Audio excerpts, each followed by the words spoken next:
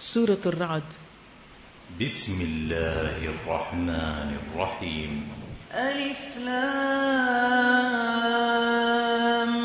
میم را تلك آیات الكتاب والذی انزل الیک من ربک الحق ولكن اکثر الناس لا يؤمنون اللہ الذي رفع السماوات بغير عمد ترونها ثم استوى على العرش وسخر الشمس والقمر كل يجري لأجل مسمى يدبر الأمر يفصل الآيات لعلكم بلقاء ربكم توقنون۔ بسم اللہ الرحمن الرحیم۔ شروع اللہ کے نام سے جو بے انتہا مہربان نہایت رحم فرمانے والا ہے۔ الف لام میم را تلک آیات الکتاب۔ الف لام میم را، یہ کتاب الہی کی آیات ہیں اور جو کچھ تمہارے رب کی طرف سے تم پر نازل کیا گیا ہے وہ عین حق ہے، مگر تمہاری قوم کے اکثر لوگ مان نہیں رہے۔ نبی صلی اللہ علیہ وسلم کو اشور کرایا جا رہا ہے کہ آپ کے پاس جو کچھ آیا بالکل سچ ہے۔ یہ الگ بات ہے کہ لوگ نہیں مانتے، یہ لوگوں کا قصور ہے، آپ کے پہنچانے میں کوئی کمی نہیں ہے۔ وہ اللہ ہی ہے جس نے آسمانوں کو ایسے سہاروں کے بغیر قائم کیا جو تم کو نظر آتے ہوں، پھر وہ عرش پر مستوی ہوا۔ اس نے آفتاب و ماہتاب کو ایک قانون کا پابند بنایا۔ اس سارے نظام کی ہر چیز ایک وقت مقرر تک کے لیے چل رہی ہے اور اللہ ہی اس سارے کام کی تدبیر فرما رہا ہے۔ یدبر الامر یفصل الآیات لعلکم بلقاء ربکم توقنون۔ جو لوگ مینجمنٹ کے کام کرتے ہیں ان کو اچھی طرح معلوم ہوگا کہ صرف ایک ادارے کی یا کسی کمپنی کی مینجمنٹ کتنا مشکل کام ہے کہ ساری چیزوں کو دیکھا جائے۔ کہاں یہ کہ اللہ سبحانہ وتعالی سارے معاملات کی تدبیر کرتا ہے، ہر چیز کو مینج فرما رہا ہے اور اس کے لیے کرنا کچھ بھی مشکل نہیں۔ ایک ایک پتے، ایک ایک چونٹی، ایک ایک چھوٹے چھوٹے کیڑے مکوڑے، جب میں کسی کیڑے مکوڑے کو دیکھتی ہوں تو میں سوچتی ہوں اس کی شکل و صورت کی پلاننگ، اس کے اندر کے سسٹمز کی، پھر اس نے کیا غذا لینی ہے، کس طرح سروائیو کرنا ہے، کیسے اس کا ریپروڈکٹیو سسٹم کیسا ہوگا، کیا کرے گا، کس مقصد کے لیے ہے، کتنی زندگی ہے، کتنے دن کا ہے۔ اس میں سے چھوٹی موٹی چیزیں تو ہم نے پھر بھی کچھ ایکسپلور کی ہیں انسانوں نے، لیکن حقیقت اللہ جانتا ہے اور ان سب کو کس طرح وہ زندہ بھی رکھے ہوئے ہے اور ان کو اپنے اپنے مقام پر بھی رکھے ہوئے ہے۔ یہ سب تدبیر صرف اور صرف اللہ سبحانہ وتعالی ہی کرتا ہے۔ یدبر الامر یفصل الآیات لعلکم بلقاء ربکم توقنون۔ وہ نشانیاں کھول کھول کر بیان کرتا ہے شاید کہ تم اپنے رب کی ملاقات کا یقین کرو۔ وَهُوَ الَّذِي مَدَّ الْأَرْضَ وَجَعَلَ فِيهَا رَوَاسِيَ وَأَنْهَارًا، وہی ہے جس نے یہ زمین پھیلا رکھی ہے، اس میں پہاڑوں کے کھونٹے گاڑ رکھے ہیں، دریا بہا دیے ہیں، اس میں ہر طرح کے پھلوں کے جوڑے پیدا کیے، وہی دن پر رات طاری کرتا ہے۔ ان ساری چیزوں میں بڑی نشانیاں ہیں ان لوگوں کے لیے جو غور و فکر سے کام لیتے ہیں۔ اور دیکھو زمین میں الگ الگ خطے پائے جاتے ہیں جو ایک دوسرے سے ملے جلے بھی ہیں۔ انگور کے باغ ہیں، کھیتیاں ہیں، کھجور کے درخت ہیں جن میں سے کچھ اکہرے ہیں اور کچھ دوہرے، سب کو ایک ہی پانی سیراب کرتا ہے، مگر مزے میں ہم کسی کو بہتر بنا دیتے ہیں اور کسی کو کمتر۔ ان سب چیزوں میں بہت سی نشانیاں ہیں ان لوگوں کے لیے جو عقل سے کام لیتے ہیں۔ وَإِن تَعْجَبْ فَعَجَبٌ قَوْلُهُمْ، اب اگر تمہیں تعجب کرنا ہے تو تعجب کے قابل لوگوں کا یہ قول ہے کہ جب ہم مر کر مٹی ہو جائیں گے تو کیا ہم نئے سرے سے پیدا کیے جائیں گے؟ یہ وہ لوگ ہیں جنہوں نے اپنے رب سے کفر کیا، یہ وہ لوگ ہیں جن کی گردنوں میں طوق پڑے ہوئے ہیں، یہ جہنمی ہیں اور جہنم میں ہمیشہ رہیں گے۔ یہ لوگ بھلائی سے پہلے برائی کے لیے جلدی مچا رہے ہیں، حالانکہ ان سے پہلے جو لوگ اس روش پر چلے ہیں ان پر اللہ کے عذاب کی عبرتناک مثالیں گزر چکی ہیں۔ حقیقت یہ ہے کہ تیرا رب لوگوں کی زیادتیوں کے باوجود ان کے ساتھ چشم پوشی سے کام لیتا ہے۔ وَإِنَّ رَبَّكَ لَشَدِيدُ الْعِقَابِ، اور یہ بھی حقیقت ہے کہ تیرا رب سخت سزا دینے والا ہے۔ یہ لوگ جنہوں نے تمہاری بات ماننے سے انکار کر دیا ہے کہتے ہیں کہ اس شخص پر اس کے رب کی طرف سے کوئی نشانی کیوں نہ اتری۔ آپ تو محض خبردار کرنے والے ہیں اور ہر قوم کے لیے ایک رہنما ہے. وَلِكُلِّ قَوْمٍ هَادٍ اللَّهُ يَعْلَمُ مَا تَحْمِلُ كُلُّ أُنثَىٰ. اللہ ایک ایک حاملہ کے پیٹ سے واقف ہے، صرف انسانوں کے نہیں، جانوروں اور کیڑوں مکوڑوں کے بھی. جو کچھ اس میں بنتا ہے اسے بھی وہ جانتا ہے، اور جو کچھ اس میں کمی یا بیشی ہوتی ہے اس سے بھی وہ باخبر رہتا ہے. ہر چیز کی اس کے ہاں ایک مقدار مقرر ہے. وہ پوشیدہ اور ظاہر ہر چیز کا عالم ہے. وہ بزرگ ہے اور ہر حال میں بالا تر رہنے والا. عالم الغیب والشہادہ الکبیر المتعال. متعال جو ہے رب کی تعریف کے بہترین کلمات میں سے ہے. جیسے ہم اللہ تعالیٰ کہتے ہیں اسی طرح اسی سے صفت المتعال ہے. حدیث میں آتا ہے کہ بے شک اللہ کو سب سے زیادہ محبوب کلام یہ ہے کہ بندہ کہے سبحانک اللہم وبحمدک وتبارک اسمک وتعالی جدک. لیکن ہم جب اسے کہتے ہیں تو کتنی جلدی میں کہہ جاتے ہیں, کبھی انجوائے نہیں کرتے. اور اس میں اللہ کے نام کے بابرکت ہونے کی بات بھی ہے اور اللہ کے عظمت کی بلندی کی بات بھی ہے. اے اللہ تو پاک ہے اپنی تعریف کے ساتھ, تیرا نام بڑا ہی برکت والا ہے, تیری بزرگی بلند و برتر ہے. ولا الہ غیرک, اور تیرے علاوہ کوئی الہ نہیں. عالم الغیب والشہادۃ الکبیر المتعال سواء منکم من اسر القول ومن جہر به ومن هو مستخف باللیل وسارب بالنہار. تم میں سے کوئی شخص خواہ زور سے بات کرے یا آہستہ, کوئی رات کی تاریکی میں چھپا ہوا ہو یا دن کی روشنی میں چل رہا ہو, اس کے لیے سب یکساں ہیں. ہر شخص کے آگے اور پیچھے اس کے مقرر کیے ہوئے نگران لگے ہوئے ہیں جو اللہ کے حکم سے اس کی دیکھ بھال کر رہے ہیں. ہم سب کے ساتھ نگران ہیں جو ہماری دیکھ بھال کرتے ہیں, فرشتے لگے ہوئے ہیں. حقیقت یہ ہے کہ اللہ کسی قوم کے حال کو نہیں بدلتا جب تک وہ خود اپنے اوصاف کو نہیں بدل دیتی. یعنی یہ سارے انتظام کے باوجود پھر تکلیفیں کیوں آتی ہیں؟ کیونکہ ہم اپنے حالات نہیں بدلتے, اپنے اعمال اور اخلاق نہیں بدلتے. اور جب اللہ کسی قوم کی شامت لانے کا فیصلہ کر لے تو پھر وہ کسی کے ٹالے نہیں ٹل سکتی. نہ اللہ کے مقابلے میں ایسی قوم کا کوئی حامی و مددگار ہو سکتا ہے. پھر اللہ سبحانہ وتعالیٰ کی کچھ اور صفات اور افعال کا ذکر ہے. وَهُوَ الَّذِي يُرِيكُمُ الْبَرْقَ خَوْفًا وَطَمَعًا. وہی ہے جو تمہارے سامنے بجلیاں چمکاتا ہے جنہیں دیکھ کر تمہیں اندیشے بھی لاحق ہوتے ہیں اور امیدیں بھی بنتی ہیں. وہی ہے جو پانی سے لدے ہوئے بادل اٹھاتا ہے, بادلوں کی گرج اس کی حمد کے ساتھ اس کی پاکی بیان کرتی ہے, اور فرشتے اس کی ہیبت سے لرزتے ہوئے اس کی تسبیح کرتے ہیں. فرشتے اللہ سے ڈرتے ہیں جو کہ کوئی گناہ نہیں کرتے. اور ہمارا حال کیا ہے؟ ہمیں کم ہی اللہ سے ڈر لگتا ہے. تو سچا ایمان اس شخص کا ہوتا ہے جو اللہ کی عظمت کو پہچانے اور اللہ سے ڈرتے ہوئے زندگی بسر کرے. خصوصاً کوئی بھی غلط بات یا خیال اس کے اندر آئے تو اس پر اللہ تعالیٰ سے معافی مانگے. اور پھر یہاں پر رات کا خاص طور پر ذکر کیا گیا جس کے نام سے یہ سورت بھی ہے. رات جو ہے یہ بادلوں کا فرشتہ ہے اور اس کے کڑک کے معنوں میں بھی آتا ہے. حدیث کے مطابق آپ نے فرمایا رات فرشتوں میں سے ایک فرشتہ ہے جس کے ذمے بادلوں کے معاملات ہیں. اس کے ہاتھوں میں آگ کی تلوار یا کوڑا ہوتا ہے جس سے وہ بادلوں کو اللہ کی مشیت کے مطابق ہانکتا ہے. وہ کہنے لگے تو پھر یہ آواز جو ہم سنتے ہیں یہ کس کی ہے؟ آپ نے فرمایا یہ اس کی ڈانٹ ہے جو بادلوں کو وہ ڈانٹتا ہے یہاں تک کہ وہ وہاں پہنچ جائیں جہاں اس کو پہنچنے کا حکم ہے.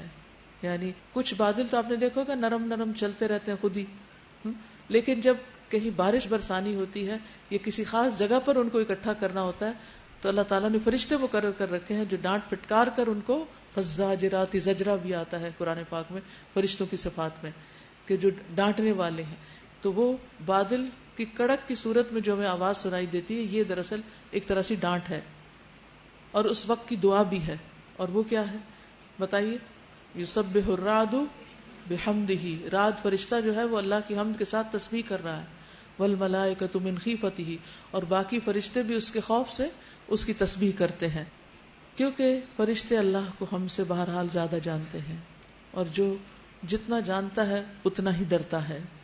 وَيُرْسِلُ الصَّوَاعِقَ فَيُصِيبُ بِهَا مَن يَشَاءُ وَهُمْ يُجَادِلُونَ فِي اللَّهِ وَهُوَ شَدِيدُ الْمِحَالِ. وہ کڑکتی ہوئی بجلیوں کو بھیجتا ہے اور بسا اوقات انہیں جس پر چاہتا ہے عین اس حالت میں گرا دیتا ہے جب لوگ اللہ کے بارے میں جھگڑ رہے ہوتے ہیں. فی الواقع اس کی چال بڑی زبردست ہے. اور یہ ایک حقیقت بھی ہے. اس کے بارے میں ایک واقعہ ملتا ہے. نبی صلی اللہ علیہ وسلم نے ایک شخص کو مشرکین کے سرداروں میں سے ایک سردار کے پاس بھیجا کہ اللہ کی طرف اس کو جا کے دعوت دو. تو مشرک نے کہا کہ یہ جس کی طرف آپ مجھے دعوت دیتے ہیں وہ سونے کا بنا ہے یا چاندی کا، یہ بتاؤ. تو وہ جو سفیر آپ نے بھیجا تھا جس شخص کو، وہ واپس آ گیا اور کہا کہ وہ شخص مجھ سے ایسا کہتا ہے. آپ نے کہا اسے دوبارہ جاؤ، واپس جاؤ. جب وہ واپس گیا تو اس نے پھر وہی بات کہی کہ اچھا یہ بتاؤ جس کی عبادت کے لیے تم مجھے کہہ رہے ہو وہ سونے کا ہے یا چاندی کا. تو پھر وہ نبی صلی اللہ علیہ وسلم کے پاس واپس گیا. آپ نے پھر ویسے ہی کہا. تو اتنی دیر میں اللہ سبحانہ وتعالیٰ نے آسمان سے بجلی کا کڑکا بھیجا جس سے اس نے اس شخص کو جو یہ باتیں بنا رہا تھا، اللہ کے بارے میں جھگڑ رہا تھا کہ اس کی ذات کس چیز کی بنی ہوئی ہے، اس کو ہلاک کر دیا. تو وہ سفیر راستے میں تھا اور نہیں جانتا تھا کہ جب نبی صلی اللہ علیہ وسلم کی طرف وہ لوٹے گا تو اس کا حال کیا ہوگا. تو نبی صلی اللہ علیہ وسلم نے فرمایا کہ یقیناً اللہ نے تیرے جانے کے بعد اس شخص کو ہلاک کر دیا. یعنی اللہ سبحانہ وتعالیٰ نے اس واقعے کے بعد یہ آیت اتاری، یعنی اس کا شان نزول ہے. اور پھر نبی صلی اللہ علیہ وسلم نے اس حدیث کو بیان کر کے یہ آیت پڑھی، لہو دعوت الحق، اسی کو پکارنا برحق ہے. ارے دوسری ہستیاں جنہیں اس کو چھوڑ کر یہ لوگ پکارتے ہیں وہ ان کی دعاؤں کا کوئی جواب نہیں دے سکتی. انہیں پکارنا تو ایسا ہے جیسے کوئی شخص پانی کی طرف ہاتھ پھیلا کر اس سے درخواست کرے کہ تو میرے منہ تک پہنچ جا، حالانکہ پانی اس تک پہنچنے والا نہیں. ایسے کبھی نہیں پانی پانی کے لیے تو گلاس بھر کے منہ کی طرف لے جانا پڑتا ہے، نہ کہ پانی پہ ہاتھ رکھ کے انسان کہے کہ تم میرے منہ میں آ جاؤ. بس اسی طرح کافروں کی دعائیں بھی کچھ نہیں مگر ایک تیر بے ہدف. وہ تو اللہ ہی ہے جس کو زمین و آسمان کی ہر چیز خوشی سے اور ناپسندیدگی طوعاً و کرہن سجدہ کر رہی ہے، اور سب چیزوں کے سائے صبح و شام اس کے سامنے جھکتے ہیں. جھکتے سائے کو آج شام ضرور دیکھیں اور اللہ کی تصویر بیان کریں اور اس بات کو امیجن کریں کہ اللہ کے آگے سجدہ کر رہا ہے. اگر انسان صرف اس ایک نشانی پہ غور کرنے لگے کہ سائے اللہ کو سجدے کر رہے ہیں تو پھر کبھی نماز نہ چھوڑے. اگر درخت اللہ کے آگے سجدہ کرتے، سایہ جھکا ہوا، قرآن سے تو یہ پتہ چلتا ہے، حدیث سے بھی یہ پتہ چلتا ہے، تو پھر کبھی بھی انسان سائے سے پیچھے نہ رہے. سایہ کیا ہے؟ کچھ بھی نہیں. کیا حقیقت ہے اس کی؟ لیکن وہ سجدہ کر رہا ہے تو وہ انسان جس کا سایہ وہ کیوں نہیں جھکتا؟ اور ہمارا سجدہ کس پہ ہوتا ہے؟ کتنے اعضاء پر؟ 7 اعضاء پر. کون کون سے ہیں وہ 7 اعضاء؟ کون سے؟ پیشانی، دونوں ہاتھ، دونوں گھٹنے اور قدم. پاؤں بھی لگنے چاہیے زمین پر. پاؤں، گھٹنے، ہاتھ اور پیشانی. پیشانی جب لگتی ہے تو ناک کا لگنا بیچ میں شامل ہے، ناک بھی لگنا چاہیے. یعنی اگر ناک کو آپ اٹھائے رکھیں گے، ناک زمین پر نہیں لگے گا تو سجدہ نہیں ہوگا. اسی طرح اگر آپ ہاتھوں پر جھکے ہوئے ہیں اور زمین پر سجدہ نہیں کر رہے تو سجدہ نہیں ہوتا. تو سجدے کے معاملے میں بہت محتاط رہیے. اسی طرح اگر گھٹنے لگے ہوئے اور پیچھے سے پاؤں اٹھا لیے، اس طرح سجدہ کر رہے ہیں کہ پیچھے سے پاؤں ہی اٹھ گئے، اکڑائے ہوئے ہیں، تو ایسے بھی سجدہ نہیں ہوتا. پاؤں پیچھے، انگلیاں ٹکی ہونی چاہیے زمین پر. وَلِلَّهِ يَسْجُدُ مَن فِي السَّمَاوَاتِ وَالْأَرْضِ طَوْعًا وَكَرْهًا وَظِلَالُهُم بِالْغُدُوِّ وَالْآصَالِ. اور سائے صبح و شام اس کے آگے جھکتے ہیں. ان سے پوچھو آسمان و زمین کا رب کون ہے؟ نہیں بتاتے تو کہو اللہ. پھر ان سے کہو کہ جب حقیقت یہ ہے تو کیا تم نے اسے چھوڑ کر ایسے معبودوں کو اپنا کارساز ٹھہرا لیا جو خود اپنے لیے بھی کسی نفع نقصان کا اختیار نہیں رکھتے؟ کہو کیا اندھا اور آنکھوں والا برابر ہوا کرتا ہے؟ یعنی جو کائنات میں غور و فکر کرتا ہے اور جو اس سے آنکھیں بند کیے ہوئے اور اللہ کو پہچانتا نہیں. کیا روشنی اور تاریکیاں یکساں ہوتی ہیں؟ یعنی علم حق کی روشنی اور جہالت کا اندھیرا برابر ہوتا ہے؟ اور اگر ایسا نہیں تو کیا ان کے ٹھہرائے ہوئے شریکوں نے بھی اللہ کی طرح کچھ پیدا کیا ہے کہ اس کی وجہ سے ان پر تخلیق کا معاملہ مشتبہ ہو گیا ہے کہ اب کس کو رب مانے؟ کہو ہر چیز کا خالق تو صرف اللہ ہے، وہ یکتا ہے، سب پر غالب. انزل من السماء ماء، اس نے آسمان سے پانی برسایا اور ہر ندی نالا اپنے ظرف کے مطابق اسے لے کر چل نکلا. قرآن تو سب کے لیے ہے لیکن ہر ایک اس سے کتنا فائدہ اٹھاتا ہے جتنا اس کا اپنا ظرف ہے. دین کی تعلیم تو ہے، نبی صلی اللہ علیہ وسلم نے صحابہ کو دی، لیکن ہر صحابی کا معاملہ مختلف تھا. ہر ایک نے اتنا ہی لیا جتنا اس کا اپنا ظرف تھا، جتنی اس کی اپنی طلب تھی، جتنا اس کا اپنا شوق تھا. اسی طرح آج آپ دیکھیں یہاں سب بیٹھے ہوئے ہیں، کچھ لوگ بہت کچھ لے لیتے ہیں اور کچھ لوگ اٹھ کے یہ بھی نہیں سوچتے کہ آج پڑھا کیا، انہیں یہ بھی یاد نہیں رہتا کہ آج کیا سن کے آئے. تو گویا آپ نے اپنے اندر کچھ بھی نہیں اتارا. پھر جب سیلاب اٹھا تو سطح پر جھاگ بھی آ گئی. اب ہوتا یہ ہے کہ جب انسان علم حاصل کرتا ہے، عمل کی طرف نکلتا ہے تو پھر آزمائشیں آتی، پھر انسان کا کھرا کھوٹا ہونا واضح ہو جاتا ہے. اور یہ جو جھاگ کا قانون ہے یہ ہر چیز میں عام ہے. اگر کبھی آپ نے گڑ ابالا ہے، اور اس کے اوپر کیا آ جاتا ہے؟ جھاگ. اس کو کیا کرتے ہیں؟ پھینک دیتے. اسی طرح کبھی آپ نے گوشت ابالا، اس کے اوپر کیا آ جاتا ہے؟ وہ گوشت کے ایسے ناپسندیدہ اجزاء ہوتے ہیں، ان کو نکال کے باہر کرنا چاہیے. اسی طرح دودھ ابالا کبھی، اس کے اوپر کیا آ جاتی؟ ملائی، کولیسٹرول. تو جھاگ جو ہے وہ ایک ابال کے بعد آتی ہے، آزمائش کے بعد آتی. تو آزمائش سے انسان کی اچھائیاں برائیاں سامنے آ جاتی. دو طرح کے لوگ ہوتے ہیں، ایک وہ ہوتے ہیں جن پر آزمائش آتی ہے وہ اور اچھے ہو جاتے ہیں، ان کا اخلاق بھی اچھا ہو جاتا ہے، ان کا ایمان بھی بڑھ جاتا ہے، اور وہ دین میں اور زیادہ آگے نکل جاتے ہیں کیونکہ وہ ٹیسٹ پاس کر چکے ہوتے ہیں. اور کچھ لوگ ہوتے ہیں ان پر جب آزمائش آتی ہے ان کی میل کچیل اوپر آتی ہے، اور اس طرح آتی ہے کہ وہ پہلے سے بھی زیادہ بد اخلاق اور بد کردار ہو جاتے ہیں. یعنی تکلیفیں ان کو اتنا بٹر کر دیتی ہیں کہ وہ اللہ کے بارے میں، لوگوں کے بارے میں، دین کے بارے میں، دین والوں کے بارے میں بری بری باتیں کہنا شروع کر دیتے ہیں. ایسا انسان دراصل ٹیسٹ فیل کر چکا ہوتا ہے. یاد رکھیے ہم میں سے ہر ایک کسی نہ کسی امتحان سے گزرے گا، پھر ہمارا میل کچیل اوپر سامنے آ جائے گا. ایک یہ ہے کہ آپ اس کے ساتھ ہی رہیں، اور دوسرا یہ کہ اس کو ہٹا کر صاف کر دیں، اور پھر کچھ عرصے کے بعد اگر کوئی میل کچیل آتی ہے تو پھر دوبارہ ایک ابال آئے گا، اور پھر اللہ تعالیٰ نکھارے گا، اور اس طرح کرتے کرتے آپ بالکل پیور ہو جائیں گے اللہ کے پاس پہنچنے سے پہلے. کیونکہ جنت میں اللہ تعالیٰ نے انہی کو لے کے جانا ہے جو صاف ستھرے ہو چکے ہیں. تزکیہ اسی چیز کا نام ہے. اور ایسے ہی جھاگ ان دھاتوں پر بھی اٹھتے ہیں جنہیں زیور اور برتن وغیرہ بنانے کے لیے لوگ پگھلایا کرتے ہیں. خالص سونا اسی طرح بنتا ہے. اسی مثال سے اللہ حق اور باطل کے معاملے کو واضح کرتا ہے. پھر جو خالص سونا ہوتا ہے نا، اس کو زنگ شنگ نہیں لگتا، وہ چمکتا رہتا ہے. اور جو جھاگ ہے وہ اڑ جایا کرتا ہے، اور جو چیز انسانوں کے لیے نفع مند ہے وہ زمین میں ٹھہر جاتی ہے. وَأَمَّا مَا يَنْفَعُ النَّاسَ فَيَمْكُثُ فِي الْأَرْضِ. آپ کہیں بھی صرف اس وقت جم سکتے ہیں، سسرال میں، خاندان میں، شوہر کے پاس، اپنے کسی جاب میں، کسی بھی پیشے میں، کسی بھی فیلڈ میں، جب آپ فائدہ پہنچاتے ہیں. اگر آپ فائدہ دینے والے نہیں تو آپ کو کبھی اٹھا کے ادھر پھینکا جائے گا، کبھی ادھر پھینکا جائے گا، ادھر سے ادھر، ادھر سے ادھر، ٹھوکریں کھاتے زندگی گزرے گی. یاد رکھیں، کان کھول کے سن لیں. جب آپ فائدہ دینے والے ہوں گے تو لوگ آپ کو چھوڑیں گے نہیں. ہر ایک پکڑ کے رکھے گا آپ کو کہ آپ ہمارے پاس سے نہیں ہٹیں گے، ہم آپ کو ریلیز نہیں کر سکتے، ہم آپ کو چھوڑ نہیں سکتے، کیونکہ آپ فائدہ دینے والے ہیں. لیکن اگر آپ ستانے والے ہیں، بدگمانیاں پیدا کرنے والے ہیں، مسٹرسٹ کریٹ کرنے والے ہیں، فساد برپا کرنے والے ہیں، اپنے کام سے دلچسپی نہیں، باقی سب کی غلطیوں اور خامیوں سے دلچسپی ہے، تو ایسی جگہ پر، ایسی ورک پلیس پر آپ کچھ پروڈکٹیو نہیں ہوتے اور آپ کہیں بھی ٹک نہیں سکتے. اس لیے دوسروں کو بلیم کرنے کی بجائے ہم ایسے مواقع پر، جب ہم اکھاڑ پھینکے جا رہے ہوں تو ایسے مواقع پر ہم کبھی بھی اپنی غلطی نہیں دیکھتے، ہم دوسروں کی غلطیاں دیکھنے لگتے ہیں کہ دوسروں نے ہمارے ساتھ اچھا نہیں کیا، یہ کوئی سازش تھی جو ہمارے ساتھ کھیلی گئی، حالانکہ یہ دراصل ہمارا اپنا کردار ہوتا ہے. تو اگر آپ کے اندر نفع پہنچانے کی طاقت ہے تو ہی آپ دنیا میں جمیں گے، ثابت قدمی ہوگی کسی بھی چیز پر، ورنہ اللہ کی بنائی ہوئی اس دنیا میں آپ کی کوئی جگہ نہیں ہے، آپ کا کوئی مقام نہیں ہے، آپ کی کوئی عزت نہیں ہے، آپ پروڈکٹیو نہیں ہو سکتے، آپ کچھ دنیا سے کما کے نہیں جا سکتے، کیونکہ زندگی آپ کی کھیل بنی ہوئی ہے. تو جہاں ہوں اصول یاد رکھیں کہ میں نے فائدہ دینا ہے. ماں باپ کے گھر ہے، اتنی خدمت کریں کہ تا حیات وہ آپ کو یاد رکھیں. سسرال کے اندر ہے تو ایک ایک فرد کے لیے فائدہ مند بن جائیں، اور سوچیں ایک ایک کا نام لے کر، ایک لسٹ بنائیں ناموں کی اپنے قریبی رشتہ داروں کی، اور ہر ایک کے بارے میں سوچیں اس کو میں کیا فائدہ دے سکتی ہوں، اس کے لیے میں کیا کر سکتی ہوں، یہ کس چیز کا ضرورت مند ہے، اس کو کیا چاہیے ہے، اور وہ آپ کو پتا ہونا چاہیے.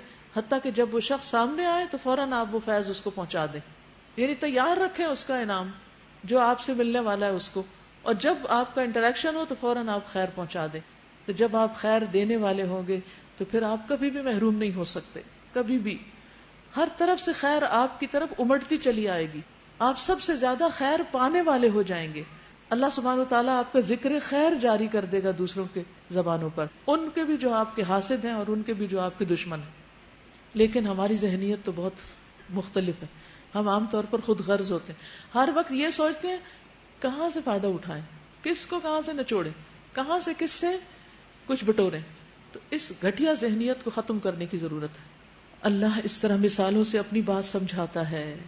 كذلك يضرب الله الأمثال للذين استجابوا لربهم الحسنى والذين لم يستجيبوا له لو أن لهم ما في الأرض جميعا ومثله معه لافتدوا به أولئك لهم سوء الحساب ومأواهم جهنم وبئس المهاد. جن لوگوں نے اپنے رب کی دعوت قبول کر لی ان کے لیے بھلائی ہے، اور جنہوں نے اسے قبول نہ کیا اگر وہ زمین کی ساری دولت کے بھی مالک ہوں اور اتنی ہی اور فراہم کر لیں تو وہ اللہ کی پکڑ سے بچنے کے لیے اس سب کو فدیے میں دے ڈالنے پر تیار ہو جائیں گے۔ یہ وہ لوگ ہیں جن سے بری طرح حساب لیا جائے گا اور ان کا ٹھکانہ جہنم ہے، بہت ہی برا ٹھکانہ۔ دو واضح گروہ ہیں، ایک رب کی پکار پہ لبیک کہنے والے اور ایک انکار کرنے والے۔ اپنے آپ کو دیکھیے کہ آپ کون ہیں۔ بھلا یہ کس طرح ممکن ہے کہ وہ شخص جو تمہارے رب کی اس کتاب کو جو اس نے تم پر نازل کی ہے حق جانتا ہے، اور وہ شخص جو اس حقیقت کی طرف سے اندھا ہے؟ یعنی یہ ایک وہ ہے جو کتاب جانتا اور ایک وہ نہیں جانتا۔ اب آپ کس میں سے جانتے ہیں؟ ابھی ساری نہیں جانی۔ تو ایک وہ جو اللہ کی طرف سے آئی ہوئی کتاب کو، نصیحت کو جو اتارا گیا اس کو حق جانتا ہے، اور صرف جاننا کافی نہیں، حق جاننا ضروری ہے جس کا یہاں ذکر کیا جا رہا ہے، اور دوسرا اس حقیقت کی طرف سے اندھا ہے۔ کیا وہ دونوں یکساں ہو جائیں؟ دونوں برابر نہیں ہو سکتے، نہ ان کا دنیا میں طرز عمل اور نہ آخرت میں انجام۔ نصیحت تو دانش مند لوگ ہی قبول کیا کرتے ہیں، اور ان کا طرز عمل یہ ہوتا ہے کہ اللہ کے ساتھ اپنے عہد کو پورا کرتے ہیں، اسے مضبوط باندھنے کے بعد توڑ نہیں ڈالتے۔ ان کی روش یہ ہوتی ہے کہ اللہ نے جن جن رشتوں کو برقرار رکھنے کا حکم دیا ہے انہیں برقرار رکھتے ہیں، یعنی تکلیفیں اٹھا کر بھی رشتہ داروں سے جوڑ کے رکھتے ہیں۔ والذین یصلون ما امر اللہ بہ ان یوصل، رشتوں کو جوڑنا یہ آسان نہیں، اور خصوصاً اس وقت جب وہ آپ کے ساتھ برا کر رہے ہوں، وہ آپ کے لیے کچھ نہ کرتے ہوں۔ اس کا اجر کیا ہے، اس کا صلہ کیا ہے؟ ان سے کچھ نہیں ملے گا آپ کو، لیکن آپ اچھائی کریں گے تو اللہ آپ کو دینے والا ہے۔ حدیث میں آتا ہے، ابن عمر سے روایت ہے، جو اپنے رب کا تقوی اختیار کرے اور صلہ رحمی کرے، صلہ رحمی رشتوں کو جوڑے، اس کی موت میں تاخیر کر دی جاتی، اس کو لمبی زندگی دی جاتی، اس کے مال میں اضافہ کر دیا جاتا ہے، اللہ کی رحمتیں اس پر آتی ہیں، اور اس کے گھر والے اس سے محبت کرنے لگتے ہیں، اس کے گھر والے اس سے محبت کرنے لگتے، گھر میں بھی محبتیں پیدا ہو جاتی ہیں باہم۔ یہ چیزیں ہم میں سے کون نہیں چاہتا اپنے لیے؟ کون نہیں چاہتا کہ اس کی عمر لمبی ہو؟ کون نہیں چاہتا اس کا مال زیادہ ہو؟ کون محبت نہیں چاہتا؟ اور خاص طور پر قریبی لوگوں کی جن کے درمیان وہ ہر وقت رہتا ہے۔ تو یہ اسی وقت ہو سکتا ہے جب جو ہمارے ساتھ برا بھی کرے ہم ان کے ساتھ اچھا کریں، جو ہمیں برا بھلا کہیں ہم ان کے لیے دعائیں کریں۔ بعض اوقات ایسا ہوتا ہے ہم نہیں کاٹتے، دوسرے ہم سے کاٹ کے بیٹھ جاتے ہیں، ہم فون کرتے ہیں وہ جواب نہیں دیتے، فون نہیں اٹھاتے، بری بری باتیں، برے برے میسج پہنچاتے ہیں۔ ایسی صورت میں کیا کریں گے؟ اگر آپ ان کو کچھ دینا چاہیں وہ لینے کے راضی نہیں، اب آپ چاہتے ہیں آپ صلہ رحمی کریں ان سے جو آپ سے برا کر رہے ہیں، دعا کریں ان کے لیے، ان کی دنیا اور آخرت کی بھلائیوں کی، ان کی ہدایت کی، ان کی سمجھ بوجھ کی، ان کے لیے خیر کی، کہ اللہ ان کو خیر نصیب کر، دین نصیب کر، سمجھ دے تاکہ وہ خود بھی مصیبت سے نکلے، کیونکہ ان کے لیے مصیبت ہے، وبال ہے جو وہ رشتے کاٹے ہوئے ہیں۔ اور آپ اپنی کوشش جاری رکھیں، باقی اللہ کے ہاتھ میں۔ اپنی طرف سے آپ برا نہیں کریں، آپ کی طرف سے کوتاہی نہیں ہونی چاہیے، جو آپ کے بس میں ہے آپ دوسرے کو، چاہے اچھی بات ہو یا کوئی مال ہو یا وقت ہو، جو ضرورت ہو دوسرے کی۔ اس کا یہ مطلب نہیں کہ ہم ہر وقت رشتہ داروں کے گھر جا کے بیٹھ جائیں، یا ہم ہر وقت انہی کے ساتھ ہی لگے رہیں اور اللہ کے حق بھول جائیں اور دین کی تبلیغ بھول جائیں۔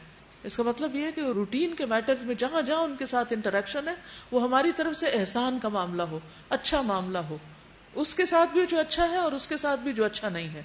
یہ بھی کرنے کا کام ہے اور ضروری ہے دنیا میں نیکیاں کمانے کے لیے۔ اور آج آپ ضرور اپنے کسی بہن بھائی، خالہ، چچا، ماموں وغیرہ وغیرہ میں سے جو بھی آپ کی زندہ ہے، سلامت ہے یا دنیا میں ہے، ان کو یا سلام کریں یا کوئی میسج بھیجیں۔ رمضان کا سلام کر سکتے ہیں، اگر ابھی بھول گئے اور وہ آپ ڈر رہے ہیں کہ وہ کہیں گے اچھا اتنے دنوں بعد یاد آیا، تو عید پر بھیجیں۔ بہت اچھا موقع ہے رمضان صلہ رحمی کرنے کا، کیونکہ کیا ہے یہ شہر القرآن والاحسان، یہاں بیٹھ کر آپ قرآن پڑھتے ہیں اور باہر نکل کر آپ احسان کرتے ہیں، یہ آپ کو اللہ سے قریب کر دے گا انشاءاللہ۔ جو اپنے رب سے ڈرتے ہیں اور اس بات کا خوف رکھتے ہیں کہ کہیں ان سے بری طرح حساب نہ لیا جائے، ان کا حال یہ ہوتا ہے کہ اپنے رب کی رضا کے لیے صبر سے کام لیتے ہیں۔ یعنی اگر آپ نے اچھا کیا اور ادھر سے کڑوا میسج آیا اور آپ کو رلا دیا دوسرے کی بات نے، تو کیا کرنا ہے؟ صبر۔ نماز قائم کرتے ہیں، اٹھ کے 2 رکعت ہمارے دیے ہوئے رزق میں سے علانیہ اور پوشیدہ خرچ کرتے ہیں، اور برائی کو بھلائی سے دفع کرتے ہیں، جواباً اچھا سلوک کرتے ہیں۔ والذین صبروا ابتغاء وجہ ربہم، اپنے رب کے چہرے کی خاطر، اپنے رب کے دیدار کی خاطر صبر کرتے ہیں۔ ورنہ صبر آسان نہیں ہے. انسان کو ایسا شدید بعض اوقات غصہ آتا ہے، لیکن کیوں کنٹرول کر لے کہ اللہ تیرا چہرہ دیکھنا ہے، بس پھر ٹھنڈک پڑ جاتی، سارا غصہ ختم ہو جاتا ہے.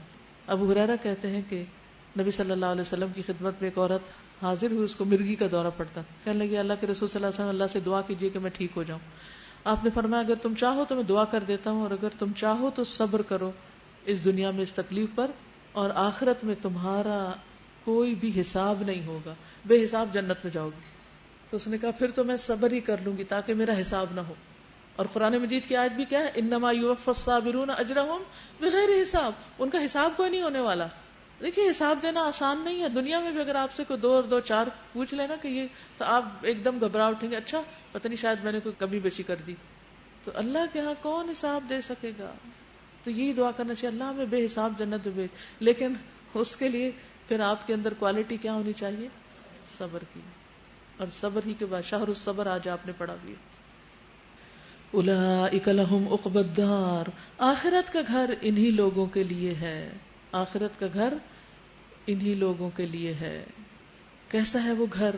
جنات عدن، عدن کے باغات، یدخلونہا جن میں وہ داخل ہوں گے، ومن صلح من آبائہم وازواجہم وذریاتہم والملائکۃ یدخلون علیہم من کل باب. وہ خود بھی ان میں داخل ہوں گے، ان کے آباء و اجداد اور ان کی بیویوں اور ان کی اولاد میں سے جو صالح ہیں، نیک ہیں. نیک ساتھ ہوں گے، جو برے ہوئے وہ قریبی رشتہ دار بھی الگ ہو جائیں گے، وہ دور چلے جائیں گے. دنیا میں اور آخرت میں اصل رشتہ اور باقی رہنے والا رشتہ ایمان کا رشتہ ہے. اگر خون کے رشتوں میں بھی ایمان کا رشتہ ہے تو ہی قیامت کے دن وہ ساتھ ہوں گے، جنت میں ساتھ ہوں گے. ملائکہ ہر طرف سے ان کے استقبال کے لیے آئیں گے اور ان سے کہیں گے تم پر سلامتی ہے، تم نے دنیا میں جس طرح صبر سے کام لیا، آج اس کی بدولت تم اس کے مستحق ہوئے ہو. یعنی یہ سب کچھ تمہیں مفت میں نہیں مل گیا، تم نے صبر کیا تھا. سلام علیکم بما صبرتم فنعم عقبی الدار. تو اس سے ایک بڑی اہم بات یہ بھی پتہ چلتی ہے کہ ہمارے قریبی بہن بھائی اور ہمارے رشتہ دار جو بھٹکے ہوئے ہیں، جو دین سے دور ہیں، انہیں کسی نہ کسی طرح قریب لانے کی کوشش کی جائے، ورنہ قیامت کے دن آخرت میں ہمیشہ ہمیشہ کے لیے جدائیاں پڑ جائیں گی، وہ رشتے ختم ہو جائیں گے، رشتے ختم ہو جائیں گے. پھر یہ محبتیں کام نہیں آئیں گی. آج دنیا میں ہم جن سے محبت کرتے ہیں ان کو کیا چاہتے ہیں؟ اپنے قریب چاہتے ہیں. تو کیا آخرت میں قریب نہیں چاہیں گے؟ اور اس سب کے لیے صبر چاہیے. بس کیا ہی خوب ہے، کیا ہی خوب ہے آخرت کا گھر. رہے وہ لوگ جو اللہ کے عہد کو مضبوط باندھنے کے بعد توڑ ڈالتے ہیں. اب دوسرا کردار بتایا گیا. ایک وہ ہے جو اللہ کا عہد پورا کرتا ہے، اور دوسرا وہ جو نہیں پورا کرتا، اور ان رشتوں کو کاٹتے ہیں، ان تعلقات کو کاٹتے ہیں جنہیں اللہ نے جوڑنے کا حکم دیا، اور جو زمین میں فساد پھیلاتے ہیں وہ لعنت کے مستحق ہیں، اور ان کے لیے آخرت میں بہت برا ٹھکانہ ہے. اللہ جس کو چاہتا ہے رزق کی فراخی بخشتا ہے، اور جسے چاہتا ہے نپاتلا رزق دیتا ہے. یہ لوگ دنیاوی زندگی میں مگن ہیں، حالانکہ دنیا کی زندگی آخرت کے مقابلے میں ایک متاع قلیل کے سوا کچھ بھی نہیں. یہ لوگ دنیا کی زندگی میں مگن ہیں، دن رات دنیا ہی کی فکر میں گزرتے ہیں، حالانکہ آخرت کی زندگی وہی اصل میں زندگی ہے، اور دنیا متاع الغرور ہے. یہ لوگ جنہوں نے رسالت محمدی کو ماننے سے انکار کر دیا، یعنی جنہوں نے آپ کو ماننے سے انکار کر دیا، کہتے ہیں اس شخص پر اس کے رب کی طرف سے کوئی نشانی کیوں نہ اتری. کہو اللہ جسے چاہتا ہے گمراہ کر دیتا ہے، اور وہ اپنی طرف آنے کا راستہ اسی کو دکھاتا ہے جو اس کی طرف رجوع کرے. ایسے ہی لوگ وہ ہیں جنہوں نے اس نبی کی دعوت کو مان لیا اور ان کے دلوں کو اللہ کی یاد سے اطمینان نصیب ہوتا ہے. الا بذکر اللہ تطمئن القلوب، خبردار رہو، اللہ کی یاد ہی وہ چیز ہے جس سے دلوں کو اطمینان نصیب ہوا کرتا ہے. یعنی دل کی غذا، غذاء القلوب کیا ہے؟ ذکر اللہ. اس شخص کی مثال جو اپنے رب کا ذکر کرتا ہے، اور اس کی مثال جو اپنے رب کا ذکر نہیں کرتا، زندہ اور مردہ جیسا ہے. جو ذکر نہیں کرتا وہ مردہ ہے. کل کسی نے مجھ سے اپنا مسئلہ بیان کیا تو میں نے اس سے کہا کہ آپ ذکر کی کثرت کر دیں. تو کہنے لگی کہ میں کوشش کرتی ہوں قل اعوذ برب الفلق اور الناس پڑھنے کی، لیکن مجھ سے پڑھا ہی نہیں جاتا. تو جب دل مردہ ہو جاتے ہیں، جب انسان دین سے دور ہوتا ہے، تو خواہ آپ قرآن پڑھے ہوئے ہوں، خواہ آپ تہجد گزار رہ چکے ہوں یا حج اور عمرے کر چکے ہوں، لیکن اگر آپ آج کے اس ویری ڈے اور ٹائم اللہ کو یاد نہیں کر رہے، تو آپ پیچھے چلے جا رہے ہیں، یعنی آپ کا بیکورڈ سفر شروع ہو گیا. اور جتنا زیادہ آپ ذکر سے غفلت برتیں گے اتنا ہی زیادہ آپ پیچھے چلے جائیں گے. جہاں سے چلے تو واپس چلے جائیں گے، واپس لوٹ آئیں گے. وَمَن يَعْشُ عَن ذِكْرِ الرَّحْمَنِ نُقَيِّضْ لَهُ شَيْطَانًا، یہ اللہ کا فرمان ہے. جو رحمان کے ذکر سے غفلت برتتا ہے ہم اس پر شیطان مسلط کر دیتے ہیں. فَهُوَ لَهُ قَرِينٌ، وہ اس کا دوست بن جاتا ہے. اور جب شیطان دوست بن جائے تو کیا وہ آپ کو معوذتین پڑھنے دے گا؟ اور جب آپ معوذتین نہیں پڑھیں گے تو کیا آپ سے شر دور ہو جائے گا؟ کیا آپ کے گھروں سے شر دور ہو جائے گا؟ کیا آپ کے گھروں سے فتنے فساد دور ہو جائیں گے؟ ناچاکیاں دور ہو جائیں گی؟ کیا رحمتیں آئیں گی پھر جس گھر میں قرآن پڑھا ہی نہ جاتا ہو؟ تو ہمارے دلوں کے اندر جو ایک خلا ہوتی ہے یا دلوں کے اندر جو پریشانیاں ہیں اور بے چینیاں ہیں اور بے قراریاں اور ڈپریشن، یہ سب کچھ صرف ذکر کی کمی کی وجہ سے. ہو نہیں سکتا کہ جو شخص تسلسل سے ذکر کرے وہ پھر پریشان بھی رہے. اللہ تعالیٰ ضرور اس کی پریشانی اٹھا لیتا ہے. الا بذکر اللہ تطمئن القلوب الذین آمنوا وعملوا الصالحات طوبی لہم وحسن مآب. پھر جن لوگوں نے دعوت حق کو مانا، ایمان لے آئے اور نیک عمل کیے، وہ خوش نصیب ہیں اور ان کے لیے اچھا انجام ہے. طوبی لہم، ان کے لیے طوبہ ہے، خوشخبری ہے، جنت میں گھر ہے. اے محمد صلی اللہ علیہ وسلم، اسی شان سے ہم نے تم کو رسول بنا کر بھیجا ہے ایک ایسی قوم میں جس سے پہلے بہت سی قومیں گزر چکی ہیں، تاکہ تم ان لوگوں کو وہ پیغام سنا دو جو ہم نے تم پر نازل کیا ہے، اس حال میں کہ یہ اپنے نہایت مہربان رب کے کافر بنے ہوئے انکاری ہو رہے ہیں. ان سے کہیے کہ وہی میرا رب ہے، اس کے سوا کوئی معبود نہیں، اسی پر میں نے بھروسہ کیا، وہی میرا ملجا و ماوا ہے. اور کیا ہو جاتا اگر کوئی ایسا قرآن اتار دیا جاتا جس کے زور سے پہاڑ چلنے لگتے، یا زمین شق ہو جاتی، یا مردے قبروں سے نکل کر بولنے لگتے. اس طرح کی نشانیاں دکھا دینا کچھ مشکل نہیں، بلکہ سارا اختیار ہی اللہ کے ہاتھ میں ہے. پھر کیا اہل ایمان ابھی تک کفار کی طلب کے جواب میں کسی نشانی کے ظہور کی آس لگائے بیٹھے ہیں؟ اور وہ یہ جان کر مایوس نہیں ہو گئے کہ اگر اللہ چاہتا تو سارے انسانوں کو ہدایت دے دیتا. جن لوگوں نے اللہ کے ساتھ کفر کا رویہ اختیار کر رکھا ہے ان پر ان کے کرتوتوں کی وجہ سے کوئی نہ کوئی آفت آتی ہی رہتی ہے، یا ان کے گھر کے قریب کہیں نازل ہوتی ہے. دیکھیے، گھر کے قریب آفت نازل ہونا، شہروں میں بد امنی ہونا، یہ اللہ کی طرف سے کوئی ظلم نہیں ہوتا بندوں پر، یہ دراصل بندوں کے اپنے قصور ہیں، اللہ کی نافرمانیاں ہیں جس کی وجہ سے یہ آفتیں نازل ہوتی ہیں. یہ اپنے ہی گناہ ہوتے ہیں جس کی وجہ سے مصیبتیں آتی ہیں. یہ سلسلہ چلتا رہے گا یہاں تک کہ اللہ کا وعدہ آن پورا ہو. یقیناً اللہ اپنے وعدے کی خلاف ورزی نہیں کرتا. تم سے پہلے بھی بہت سے رسولوں کا مذاق اڑایا جا چکا ہے، مگر میں نے ہمیشہ منکرین کو ڈھیل دی اور آخر کار ان کو پکڑ لیا. یعنی دنیا میں مہلت دی لیکن پھر پکڑائی ہو گئی. پھر دیکھ لو کہ میری سزا کیسی سخت تھی. افمن هو قائم علی کل نفس بما کسبت. اللہ اکبر. پھر کیا وہ جو ایک ایک شخص کی کمائی پہ نظر رکھتا ہے، ہمارا اعمال نامہ وہ دیکھتا رہتا ہے، اس کے مقابلے میں یہ جسارتیں کی جا رہی ہیں کہ لوگوں نے اس کے کچھ شریک ٹھہرا رکھے ہیں، یعنی جس کا اتنا زیادہ علم ہے، جو ہمارے ہر حال سے واقف ہے، اس کے ساتھ یہ معاملہ. ذرا ان کے نام تو لو کہ وہ کون ہیں. کیا تم اللہ کو ایک نئی بات کی خبر دے رہے ہو جسے وہ اپنی زمین میں نہیں جانتا، یا تم لوگ بس یوں ہی جو منہ میں آتا ہے کہہ ڈالتے ہو؟ حقیقت یہ ہے کہ جن لوگوں نے دعوت حق کو ماننے سے انکار کیا ہے ان کے لیے ان کی مکاریاں خوشنما بنا دی گئی ہیں اور وہ راہ راست سے روک دیے گئے ہیں. پھر اللہ جس کو گمراہی میں پھینک دے اسے کوئی راہ دکھانے والا نہیں. ایسے لوگوں کے لیے دنیا کی زندگی میں عذاب ہے اور آخرت کا عذاب اس سے بھی زیادہ سخت ہے. کوئی ایسا نہیں جو انہیں اللہ سے بچانے والا ہو. ما لهم من اللہ من واق مثل الجنت التي وعد المتقون. تقوی والوں کے لیے جس جنت کا وعدہ کیا گیا ہے اس کی شان یہ ہے، تجری من تحتها الانہار، جس کے نیچے نہریں بہ رہی ہیں، اکلها دائم وظلها، اس کے پھل دائمی ہیں، سایہ لازوال ہے. پھل دائمی ہے. رسول اللہ صلی اللہ علیہ وسلم نے فرمایا، میں نے جنت دیکھی تو اس میں سے ایک خوشہ لینا چاہا، اور اگر میں لے لیتا تو تم اسے اس وقت تک کھاتے رہتے جب تک دنیا موجود ہے، وہ ختم ہی نہ ہوتا. صرف ایک خوشہ، اس کے پھل لا مقطوعۃ ولا ممنوعہ، ختم ہوتے ہی نہیں، ایور گرین، پھلوں سے بھرے ہوئے. آپ اپنے گھر میں اپنے باغ میں جتنے چاہیں پھلدار درخت لگا لیں، جب ان پہ پھول آتے ہیں نا وہ بھی سارے نہیں رہتے، وہ جڑ جاتے ہیں، پھر تھوڑوں کو پھل لگتے ہیں، پھر وہ پھل بھی سارے نہیں پکتے، پھر وہ پھل پک جاتے ہیں تو انہیں کوئی وہاں رہنے نہیں دیتا، پتھر مار کے اتار لیتے ہیں یا خود توڑ لیتے ہیں، اور پھر وہ ٹنڈ ونڈ ان بیچاروں کے پتے بھی جھڑ جاتے ہیں اور وہ ویسے ہی کھڑے کے کھڑے رہ جاتے ہیں۔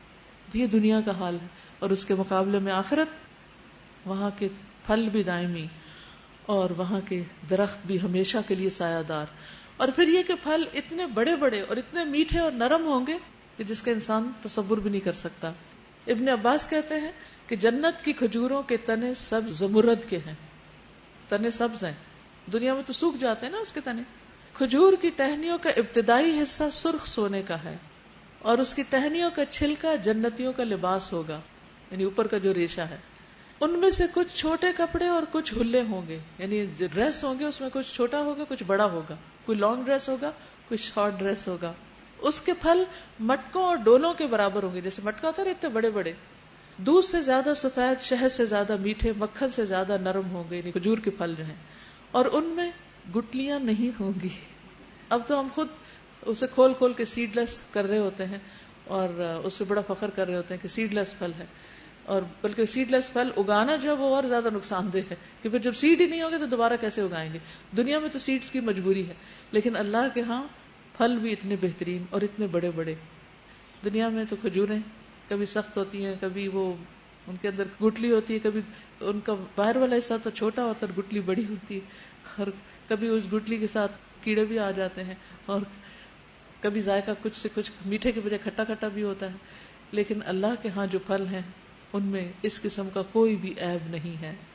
تو اس جنت کے لیے دوڑنا چاہیے، اس جنت کے لیے کوشش کرنی چاہیے، اس کے لیے کمائی کرنی چاہیے، اس کے لیے کوئی محنت کرنی چاہیے، عمل کرنا چاہیے۔ دنیا کے لیے تو کمائیاں کرتے ہیں، بھاگ دوڑ کرتے ہیں، اور جنت کے لیے بس صرف توکل کر کے بیٹھ جاتے ہیں، قسمت میں ہوگی تو مل ہی جائے گی۔ اس کے لیے دنیا سے بھی زیادہ محنت کرنی چاہیے۔ تلک عقبی الذین اتقوا، یہ انجام ہے تقوی والوں کا، وعقبی الکافرین النار، اور کافروں کا انجام آگ ہے۔ والذین آتیناہم الکتاب یفرحون بما انزل الیک، اور اے نبی صلی اللہ علیہ وسلم، جن لوگوں کو ہم نے آپ سے پہلے کتاب دی تھی وہ اس کتاب سے جو ہم نے آپ پر نازل کی ہے خوش ہیں۔ یعنی کچھ لوگ اہل کتاب میں سے ایسے ہیں جو قرآن کے نزول پر خوش ہیں، اور مختلف گروہوں میں کچھ ایسے لوگ بھی ہیں جو اس کی بعض باتوں کو نہیں مانتے۔ یعنی اللہ نے سب کا حساب رکھا ہوا ہے، کون اس قرآن کے ساتھ کیا معاملہ کرتا ہے۔ تم صاف کہہ دو کہ مجھے تو صرف اللہ کی بندگی کا حکم دیا گیا ہے، اور اس سے منع کیا گیا ہے کہ کسی کو اس کے ساتھ شریک ٹھہراؤں، لہٰذا میں اسی کی طرف دعوت دیتا ہوں اور اسی کی طرف میرا رجوع ہے۔ الیہ ادعو و الیہ مآب، لوگوں کو بھی اللہ سے جوڑیں اور خود بھی اللہ کی طرف پلٹ جایا کریں۔ اسی ہدایت کے ساتھ ہم نے یہ فرمان عربی تم پر نازل کیا ہے۔ اب اگر تم نے اس علم کے باوجود جو تمہارے پاس آ چکا ہے لوگوں کی خواہشات کی پیروی کی، تو اللہ کے مقابلے میں نہ کوئی تمہارا حامی و مددگار ہے اور نہ کوئی اس کی پکڑ سے تم کو بچا سکتا ہے۔ تم سے پہلے بھی بہت سے رسول ہم بھیج چکے ہیں، اور ان کو ہم نے بیوی بچوں والا ہی بنایا تھا، اور کسی رسول کی بھی یہ طاقت نہ تھی کہ اللہ کے اذن کے بغیر کوئی نشانی خود لا دکھاتا۔ ہر دور کے لیے ایک کتاب ہے، اللہ جو کچھ چاہتا ہے مٹا دیتا ہے، اور جس چیز کو چاہتا ہے قائم رکھتا ہے۔ الکتاب اسی کے پاس ہے۔ اور اے نبی صلی اللہ علیہ وسلم، جس برے انجام کی دھمکی ہم ان لوگوں کو دے رہے ہیں اس کا کوئی حصہ خواہ ہم تمہارے جیتے جی دکھا دیں یا اس کے ظہور میں آنے سے پہلے ہم تمہیں اٹھا لیں، بہرحال تمہارا کام صرف پیغام پہنچا دینا ہے اور حساب لینا ہمارا کام ہے۔ کیا یہ لوگ دیکھتے نہیں ہیں کہ ہم اس سرزمین پر چلے آ رہے ہیں اور اس کا دائرہ ہر طرف سے تنگ کرتے چلے آتے ہیں؟ اللہ فیصلہ کرتا ہے، اس کے فیصلوں پر کوئی نظر ثانی کرنے والا نہیں، اور وہ بہت جلد حساب لینے والا ہے۔